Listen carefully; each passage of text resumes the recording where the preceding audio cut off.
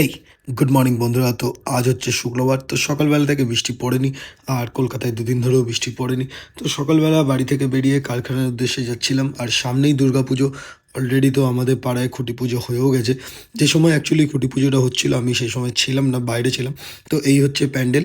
এখন শুধুমাত্র আউটার স্ট্রাকচারটাই হয়েছে, বাকি কাজ তো সব ক্লাবের ভেতরে হচ্ছে।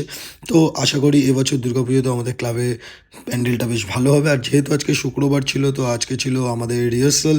তো আজকে শ্রীমান ভূতনাথের রিহার্সাল ছিল। তো আবার বলি, আগামী ২৭ তারিখ আমাদের নাটক আছে বয়েজ লাইব্রেরিতে, গ বাগানে।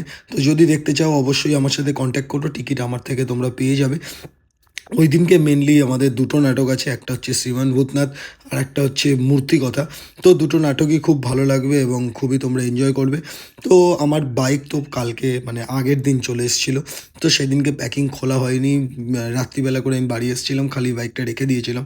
তো যাই হোক, আজকে প্যাকিং খুলছিলাম। তো আমি, রিজু, শুভ তিনজন মিলে একসাথে প্যাকিং খোলাখুলি করছিলাম। আর এই পুরো প্যাকিং খোলা হয়ে গেছে। গাড়ির কিছু কাজ আছে, গাড়িটা তারপরেই চলতে শুরু করে দেবে। তো চলো, ভিডিওটা এখানেই শেষ করছি। ভালো লাগলে অবশ্যই লাইক করো। Bye bye.